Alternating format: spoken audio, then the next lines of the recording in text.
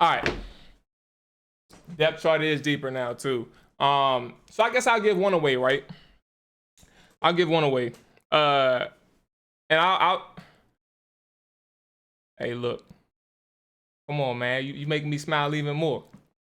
You know what I'm saying? It's out there. It's out there. Hey, so look, man. Hey, for those who are new, who are just joining, as I've said previously, I'm having I'm trying to get these guys in the call, but for whatever reason, things are happening, and for whatever reason they can't get in the video call, or Doug can't get in the video call. So I don't know what's going on right now. AJ and Dre are scheduled to join soon, so they'll be in the chat shortly. And speaking of which, yeah, I can now. I don't know.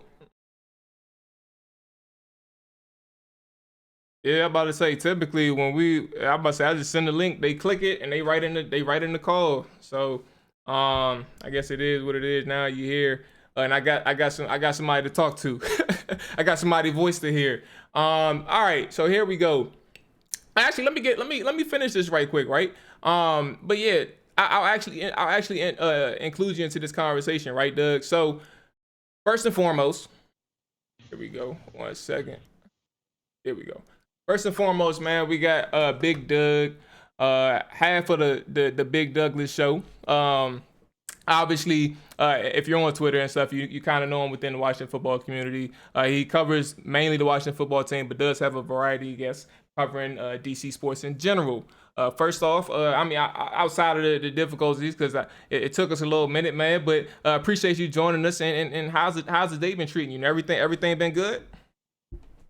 It is good. I had not done the Skype before, so it took me a minute. Every time I got in, it said no go for you, and I was like, all right, let me try this way. So it was very frustrating, but I'm honored to be on the show. That's for sure.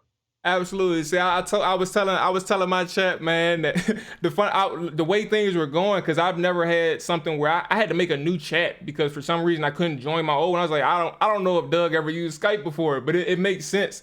But I mean, again, you're new to it, so it's all good, man. Things happen, and but definitely appreciate you joining me. Dre and AJ should be joining shortly.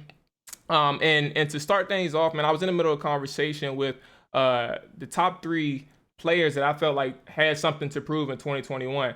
And my criteria before I even got to like the player that I was going to mention was just the fact that it wasn't some of the new guys, like in my head, right? It wasn't some of the new guys that would be joining the team in 2021. It was some of the returning players from 2020 or who was already previous on this roster who had something else to show out. Like Ron already knows these guys, right?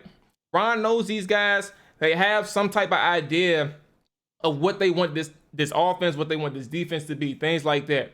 However, as this roster continues to improve, as the talent continues to improve, things like that, some of these younger guys have to step up. They have to. And one of my guys on my team, on my 3 was Logan Thomas. And before I even go further into Logan Thomas, I want to get your opinion on some of the guys who you think in 2021 has to step up, specifically the returning guys, not any of the newer guys. And I know I dawned this question on you just now, but if you got somebody, let me know. I do. I can think of a couple off the top of my head. I think John Bostic has got a lot to lose this year. I think the young linebackers are making noise. Kaliki Hudson, guys like that have been on the team for a couple of years. I think Jimmy Moreland. The numbers are surprisingly good for him if you look at like PFF and things like that. But that corner room is getting a lot of competition in it. And off the top of my head, I can't think if he plays special teams because that'll be a huge thing for him. And of course, the health of Landon Collins. Yeah, for sure. You know what I mean? For sure. I had to kick my dog out for a second, so sorry for getting her from my seat, man. She started, she saw me up here talking for 15 minutes by myself. brought up the squeaky toy and said it'd be a good idea to start screaming and playing with the ball right by the microphone. It's not ideal, man. I had to kick her ass He out. got a big shepherd, if I'm not is that right? Husky. And as I talk right now, Husky. yeah, she's over here scratching at the door, like, let me back in. I thought this was our room. It's not just your room, but yeah, it's a husky, man. So yeah, you named a couple people, right? And the reason why I named Logan Thomas is you're talking about a guy who's entering his 5th year as an NFL tight end, and he's 30 years old. He finished the season with 66 catches, somewhere I think 60 something catches, like probably about 600 something yards, and also had probably about 5 or 6 touchdowns, man. And that's 1 year. So your biggest question when you talk about somebody like Logan Thomas is, was that shit an anomaly? Like, was that shit real, or was it something where it's like, okay, the stars aligned for him this one particular year. Now we got to see how it plays out in the future, because there's no telling he's going to be able to replicate what he just did or even do even better. So I feel like with him having Ryan Fitzpatrick there, and if you are a Taylor Heineke fan, you know, if Taylor Heineke ends up getting the start, he'll have somebody who can trust him and lean on him. The question is, can that guy and Logan Thomas step up? And that was my third player on that list was can he step up? And I'm not sure he can do it. I got faith that he can at least be consistent and produce similar numbers, but I don't know if he'll be able to top that. Like, I think that's his threshold. If I recall the number right, Alex Smith was 3rd in the league last year on 3rd down, throwing short of the sticks. 80%, and yet you still got a guy, and don't forget, I mean, the tight end coach, they went out and found Logan Thomas, right? Like, I mean, they said, this is the guy, he can do it. So I think they're high on him. I think having a quarterback, I personally think it will be Fitzpatrick, that is willing to pump the ball down the field. You act Mike Gesicki down there in Miami, how he liked having Fitzpatrick on board. And I think he'll tell you he was extremely happy with how his numbers look. So I don't know. I personally think, I mean, to your point, he needs a big year for this team to succeed. There's no doubt about that. I personally think he's in for a big year, a better year. So were you thinking? Because is he topping the numbers? You don't have to give a specific amount, but you think he's capable of topping the numbers that he had last year? We're talking like 60 catches, 600 yards. He's capable of producing more? I think so. Again, don't forget, I saw this number the other day, and I keep saying it because it just stupefies me. 80 receptions for McKissick last year. 80. So divvy up, 30 of those, and I think half of them could go to the tight end. So unless a guy like Bates or Ricky Seals-Jones is going to come in and just steal significant tight end snaps, which I don't think, I think he's in line for more targets. Okay. Hey, look, fair enough, my brother. Fair enough. So look, man, we are gearing up for training camp. A week away. Everybody's looking forward to it. Fans are getting back into this, into the attendance, man, and a lot of people are talking about shit, man. I'm trying to go down to Richmond. Everybody talking about it, linking up all these things, man. So with that being said, we have a few things that we need to cover for training camp while you're here, man. And obviously, we always talk about who the rising stars are going to be. Who are these players that's going to show out that nobody really expected? Now, I'm not asking you to say like who's going to be that uncut gem or something like that, or that gem that nobody really uncovered. But who do you think on offense and defense? You can name a couple. You can name one. But who do you think is going to be that rising star for Washington this year, man? I like Cam Sims. The coaching staff has proven in their short time here that if they give you an opportunity and you take it and run with it, that they'll give you more opportunities. And I think that was exactly what Cam Sims did last year when he got on the field. So I see big things from him. And then, it'll be interesting with a guy like Dax Milne. Can he push for that punt returner job, right away? I mean, I'm on the record saying I'm not sold that Humphreys makes the team. So maybe a guy like Milne comes in and makes him unnecessary. A guy like Sadiq Charles, is not necessarily an offensive weapon, but he needs a big year, or he's going to find himself somewhere else to get employed by. I think they're not long on giving people chances. Absolutely. And Dre, I know you just checked in first and foremost. How are you feeling? And after you answer that, I need to talk to you about that guy Dax Milne because apparently what's that dude DeAndre Carter, man? I don't think Doug got him at the punt return, man. Oh yeah, no, DeAndre Carter. Like I said, man, they signed him for a reason. I've been talking about that. Like I said, you draft a long snapper, you sign a kick returner. I mean, I just wouldn't count DeAndre Carter from the mix because he's a specialist, and that's the guy that got there. But Doug makes a good point that guys like Dax Milne, they can run punt returns. And I think it's a couple of other versatile guys on the team that can do the same. But I just would not be surprised to see DeAndre Carter right in the mix at the end of the day.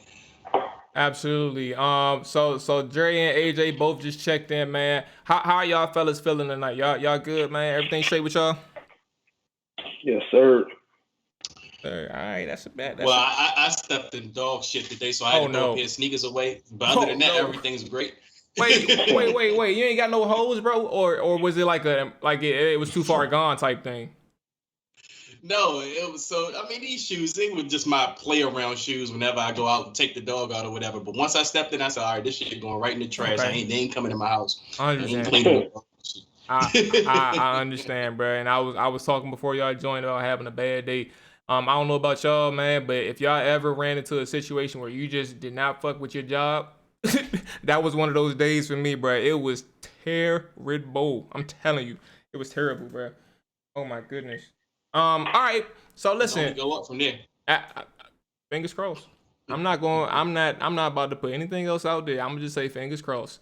So I asked Doug before y'all came in, who will be the rising stars for Washington this year, or who will be a rising star, not rising stars, but who will be a rising star? And obviously, he mentioned when you came in, Dre, he had mentioned Dax Milne as a potential. Because he wasn't necessarily sure about Adam Humphries making his roster. He doesn't think it's a guarantee. Where are you all at with rising star for Washington? Whether it's offense or defense, you don't have to name both, but if you have somebody for both sides, go ahead, plug it in. Who you guys thinking about?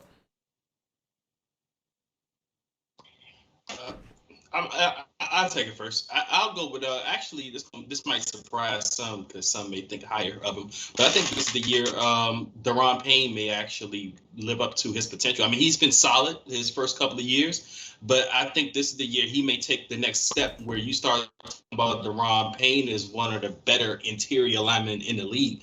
I mean, because he has massive potential. That's why I say what he's done has been fine, but I think he's had more potential. When you looked at when he came into the league and what he was at Alabama, people had him, potentially he could be one of the best in the league at the position. And I think this is the year that around the league may start to get to notice this guy. Like, this is the year for him to take that leap.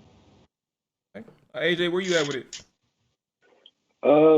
Just to piggyback off of last week's episode, I think the rising star is going to be William Jackson. In my eyes, he's already a top corner in the league. I was about to say that. The fact with him being on a team that's going to have national media coverage is only going to rise his profile, and people are going to get more familiar with his gameplay and how he does. So that's what I see as a rising star on the team. Okay. I feel like William Jackson is understandable, right? Like, clearly he didn't have that shine in Cincinnati, and I don't think that's the whole reason why he moved on, but that's easily part of it. The defense just wasn't there, and I think when you're looking at guys on the defensive side, Daron Payne would have been my answer, and my second thing would have been like, you know what? I ain't even about to get in that talk. We talked about it before. AJ, you talked about it. It's the trade talk. Like, how good is he, and what type of expectations would change or morph, like once you start seeing this defensive line, or you're hoping to see the defensive line, Matt Ioannidis and Daron Payne step up. Like, what will you see from the other interior guys? Like, how much playing time do they get? Like Allen and such like that, because eventually, like when a team is ready to move on from you, that type of stuff, like the rising stars, they're going to start featuring more. And I guess that's that new angle to kind of talk about it. But like clearly we've covered it 1,000 times. But what are y'all opinion, I guess, on the Deron Payne aspect of it all? It's like, is it possible that we can start seeing once things, start to develop and Deron Payne actually does become that performer, is it possible that we start seeing like certain people's roles decreasing in this defense because other players are playing good, the younger players at that? Doug, I'll let you get the stab at that first. Well, I've been on the Deron Payne hype train for a minute now. I frankly think he's got Warren Sapp type ability. He's got a sneaky fast get off. I've been floating this playing 5D linemen at a time. I mean, to me, getting as many D linemen on there as you can, particularly with the speed that Sweat and Chase got. I think Allen can get more snaps at ends, so you can find a way to get Payne and Ioannidis on the field at the same time. But that's kind of like what we have on defense, right? Is DBs and D linemen. So I'm trying to get on as many of them as I can. Absolutely. Yeah, I mean, I think you'll definitely see Jonathan Allen's time get reduced if they don't come to an extension before week 1. I think they will too. Yeah, because I don't think they will, just from the rumblings I've been hearing and what he's wanting, things of that nature. We talked on it like maybe 2 or 3 shows ago, how he's been asking for around $18 million per season. You can't really pay that to a guy who's a run stopper. Then you also have guys like Ioannidis, Payne, that's going to be due contract extensions. Tim Settle's a free agent next year. So, I mean, it'll all play out, but I think if Ioannidis was healthy last year, Allen wouldn't have had as many reps as he did.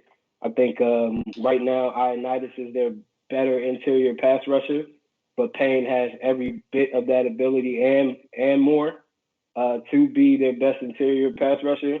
Whereas with Allen, he gets the job done, but do you really want to go out there and pay that guy $18 million or $16 million, whatever it is? But it's like the more reps that he gets, the more opportunity he has to make even more money if you don't get him signed before the season, So, I mean, that's one person I see that could be in a reduced role and could lead to possibly even getting traded. Two things. I do want to say AJ does make a good point about Allen. If he doesn't come to a contract extension before the season starts, he could possibly see some decrease in snaps. But on that note, I would not be shocked if they franchise tag Jonathan Allen after the year. We know they're not using it on Scherf again next year. So, I mean, it's a guy they clearly like. It's just right now, I think it's just coming down to the numbers and what they want out of him. But if you can franchise a branded shirt for $18 million, I wouldn't be shocked at all to see Jonathan Allen get franchise tag. And going back to the snaps distribution, one thing people have been forgetting about that before Matt Ioannidis got hurt, he was definitely seeing the lowest snaps between the 3 of the guys, between him, Allen, and Payne. He was getting less snaps, and that's, like I said, he may have been the best interior. He still probably is the best interior pass rusher right now on the team, but the coaching staff that's there now saw, I guess, more in Allen and Payne to want to give them 2 more snaps. So that's something to keep in mind going forward, that it may take a lot for Ioannidis to kind of leapfrog those 2 in snaps, because he didn't get it last year to start the season off over. How many games did Ioannidis play last year? Was it 2 or 3? It was 2. Yeah, but he didn't see many snaps. He didn't get the majority of the snaps between the 3 of those guys. Yeah, I mean, I think it was just. Go ahead. My bad. I was just going to say the interesting thing about the franchise tag, I forgot who said it, but the other day somebody brought up the point. So basically they had Scherf for $66 million over the 6 years because you get 2 franchise, the 5th year option and 2 franchise tags. So I'll be surprised, I've heard a couple people say this now, if that's just how teams deal with first-round draft picks. Like, run all 5, get your franchise tags, and then move on. And only certain special players are going to get those long extensions. AJ, yeah, I mean, it's already going on in the league. I mean, it only makes sense. I mean, in the case of Brandon Scherf, I have no problem with them how they've been utilizing the tag and not signing him to a big deal. I mean, you got an injury-prone guard that, you don't want to commit those big dollars to. You want to see how it all plays out. I mean, I think ideally we all can see the writings on the wall that they're going to let him go. I mean, they randomly just let go of Morgan Moses. What would indicate to us that they plan on keeping Brandon Sherritt long term? They could have been signed a deal with him. The cap is going up next year. The average salary for guards is going up. They definitely don't plan on keeping him long term. But I mean, it's a cool $18 million for him to get for this year to play. But I think $13 million is just too high to pay for a franchise tag on a D tackle. But like I said, we'll see how it plays out. I mean, are you really getting that much of a drop off? Let's say if you went the cheaper route and you wanted to re-sign Tim Settle over Jonathan Allen, do y'all think it's that much of a big difference? I do, but I do have a question because it's still within this context. I do think it's a big difference between Settle and Allen. Hell yeah, I think it's a big difference. But I do think I agree with you in the sense of the franchise tag thing, right? And I was going to ask you, given your experience, AJ, like how often do you see teams like just commit to franchise tags back to back years? Like that's 3 years in a row, and then Kirk was franchised 2 years, so we're talking like in the last 7-8 years, like there was like four or five franchise tags used by Washington. Like how frequent is that? I don't think that's even normal in the NFL, bro. So I don't see them franchising Jonathan Allen after this year. I just don't see it. I mean, it's been happening more, and it's more so on the agent strategy because you can guarantee those funds. You can go ahead and get tagged 2 times or whatever and get the highest amount of your average position and still go out and sign a max deal somewhere else or even with that same team. So it's kind of between the agent and the team. The agent might want to push for that. So by pushing for that is submitting in crazy ass offers and just seeing if they might stick. But in actuality, the long-term plan is to get the franchise tag. That's kind of how Kirk Cousins played it out. They ended up getting the tag multiple years, ended up signing a fully guaranteed deal elsewhere, then got another fully guaranteed extension over there, and he's made so much money for inadequate play at quarterback. So it worked in favor of the player and the agent. And sometimes you just got to play it however the cards deal itself. But I mean, it's just one of those things. I really haven't, when we had JP and John on, they haven't really heard of much movement in regards to the extension. So I think that's very telling. Okay. All right. All right. That's that on that. But I do think it is a big drop off. If y'all had something to say on that, I'm not that confident in Tim Settle that he can carry, but I do think if you're moving on from Allen, you definitely going to keep around Payne and Ioannidis. So I kind of feel like I get it. I think that there's still some security blankets in place before you have to worry about like is Tim Settle going to step up. This is my opinion with it. But I was gonna say my last thing on it is, while there's a difference between Allen and Tim Settle, first off. But I do think if one of the positions you're going to say is expendable, it's going to be defensive tackle. So if you look at Jonathan Allen strictly from a talent standpoint at his position group, you'll say, okay, it's expendable. But I think what John Allen brings that they really love is leadership, and that can't be matched by a lot of players. And he's probably the biggest leader on that defense, and Chase is being groomed to be one, but he's also learning from John Allen. I mean, John Allen, he does it by example. He does it with speaking. He does it in the media. So you could tell the coaching staff has really picked up on that, and that's what they really like. So that's something that's kind of hard to replace in a locker room. Yeah, I mean, but I also think a lot of that is what the fans see. In the locker room, they'll give you a different answer in regards to that. But it's still one of those things like, would you be comfortable paying, like, I'll ask this to you, Dre, Jamal, and Doug, would you be comfortable paying Jonathan Allen $16 to $18 million when you have to extend in a couple years paying Chase Young, McLaurin, Antonio Gibson, Ioannidis, and other guys?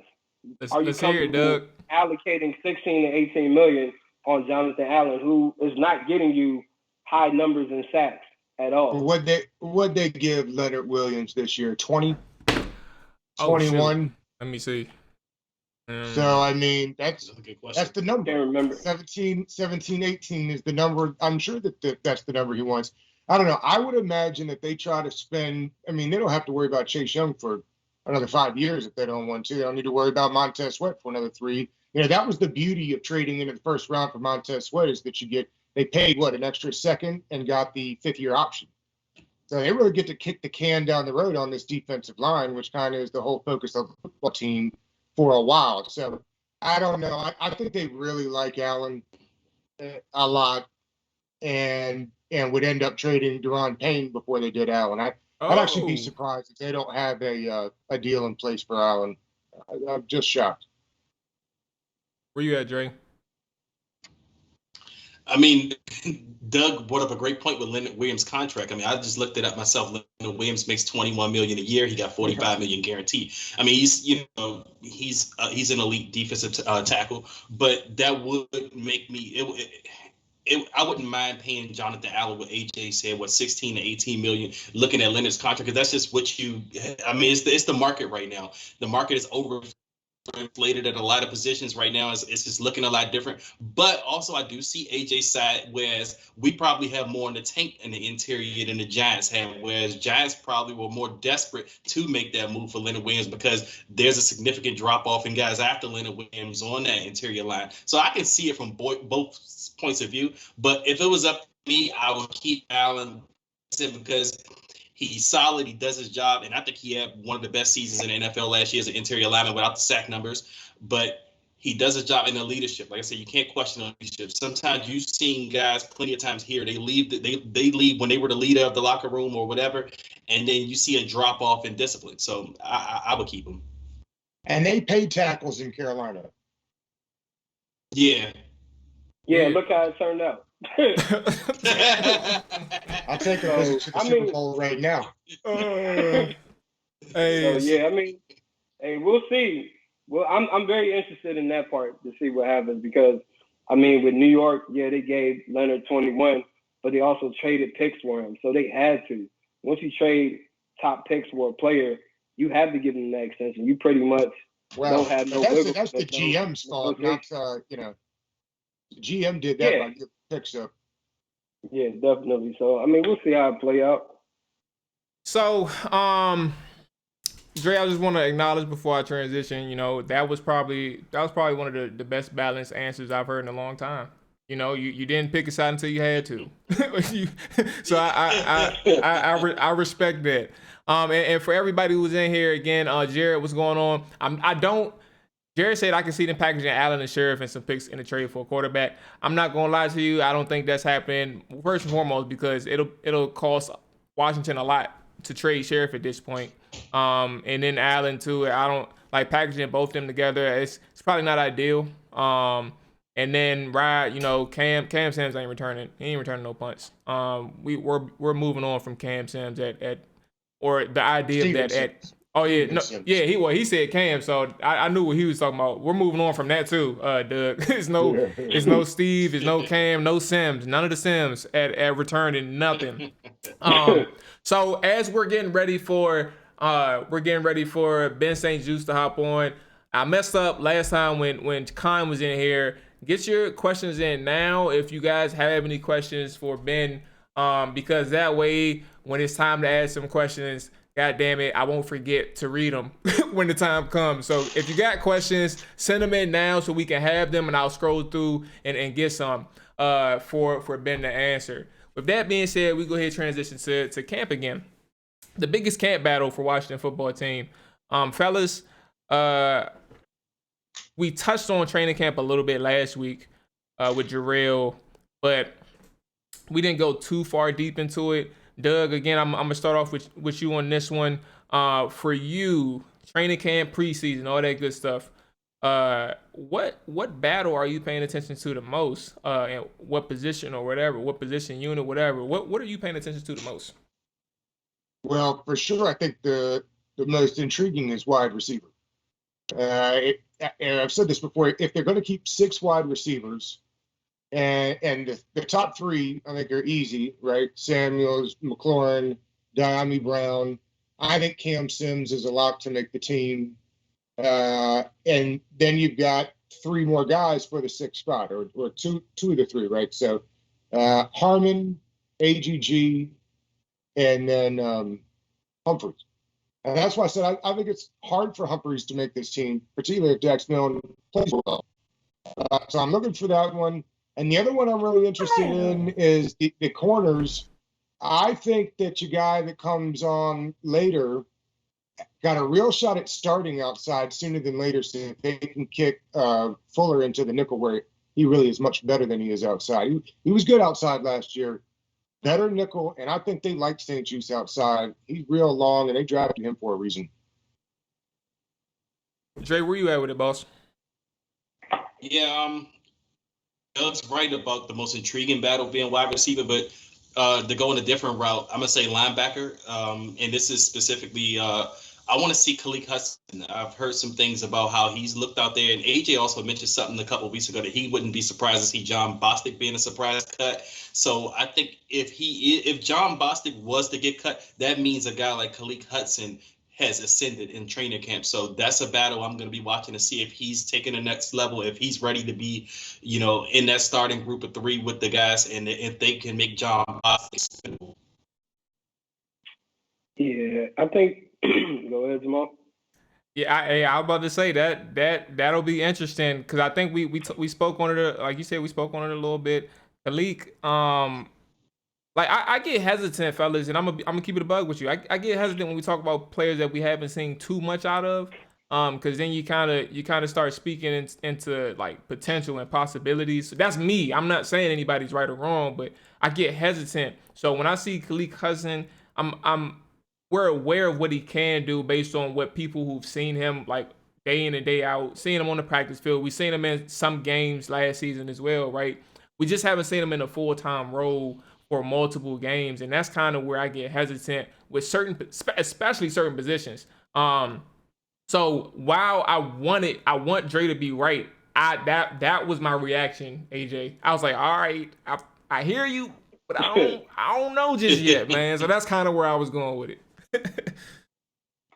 Yeah, I mean, I think I would say probably the left and right tackle. We really don't know who's starting where. We just know that we got a bunch of guys on the offensive line that can play left tackle, right tackle, but we really don't know who are the lock-in like starters. So I'm curious to see how that battle plays itself out. Okay. I think Leno's a definite starter. I was gonna say, if you take Leno for his word, he said several times now he came here because he was told he'd start left side. Now the right side, I'm with you. I think it's intriguing. Same thing with left guard. All right. I think. Well, all right. So where are we thinking with what's the guy named the Texas dude that they just drafted? Cosme. Sam Cosme. Is he? Are we thinking he's slated in, or is he competition with Lucas? I think he's competition with Lucas for the right side. Okay. Yeah. Okay. All right. Yeah. Again, like we'll see how that plays out. I think one of the things that we talked about was offensive line, but I think that interior is going to be just as important.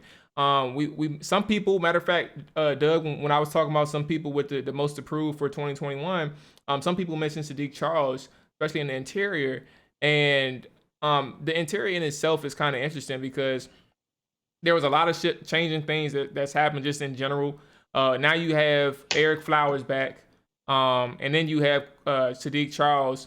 I don't think they're going to try him on the tackle at all, so it does come down to how good he plays in the interior, and can he stay healthy. What we saw him for we saw that man for a game, one play, and he was out for the season. Oh my goodness! But it's something about those LSU dudes, like Darius Geist, the same thing. We saw him one preseason game, he got hurt. Yes. Yes. So I do think that interior, and I think the offensive line, like to AJ's point, I think the offensive line in general is going to be key.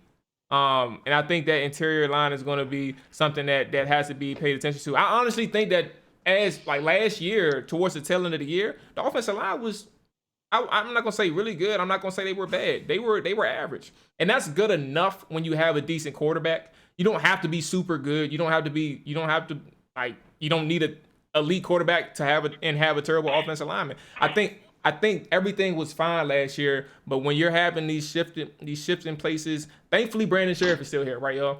But when you have so many shifting places with the left tackle, right tackle, now you have left guard up in the air, I think that interior is going to be something important because you don't want Ryan Fitzpatrick running for his goddamn life. And Schweitzer was good last year. Yeah. They mostly held their own. So like I said, I think we're in good shape. But until they're consistent, now I'm gonna go out on a limb, and I think we all can agree that the quarterback play has something to do with how bad that offensive line looked last year. But we do just need to see like 100% or a high level of consistency moving forward with this group. So for sure, I get it. So Doug, last thing, man, because I definitely appreciate your time and the time that you gave us today. How would this season play out in your opinion? But more importantly, in your prediction of how the season will play out, what role will Fitzpatrick have in that? Like, is he going to be an assist guy, or is he going to be a major part in how the season, in your eyes, plays out? Oh, they brought him in to be a major part of what happens. They want to be explosive. The defense is so good, and Smoot will tell you when he gets on here in a minute because we talked about this yesterday. Imagine if that defense can put you up 14 points at the beginning of the game, and now you're playing with a lead. How much more you could be more aggressive? I think they realize the days of winning football games 21-20, is over. And how many times did we hit 30 last year?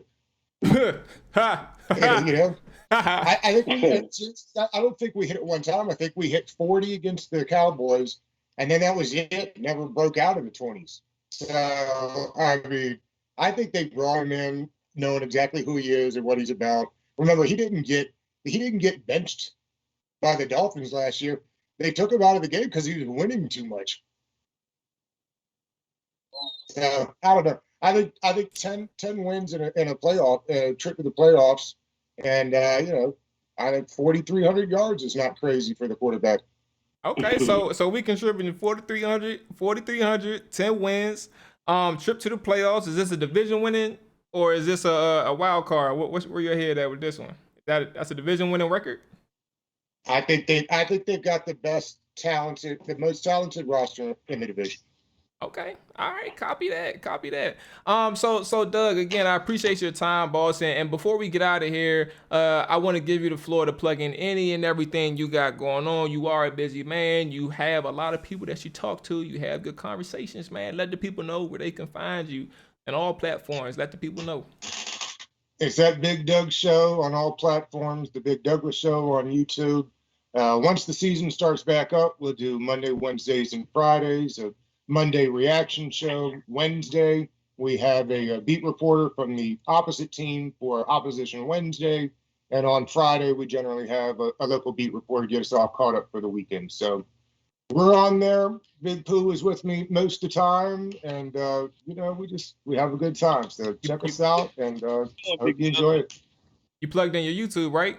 I saw you got a YouTube. Yes. Too. Yeah, the Big Douglas Show on YouTube. All right, make sure you catch everything, man. The podcast, the visuals, the tweets, all that good stuff, man. Doug is active in the Washington football community, man. So make sure you check him out. He is a good follow. So, Doug, I do appreciate you, boss, man, and appreciate you giving us the opportunity as well. Well, I appreciate you having me. This was a lot of fun. Absolutely, man. All right. So, fellas. 1 second. Let's see if we can. Here we go. I got him. Cause he was my boy Doug was struggling for a second. I had to help him out. So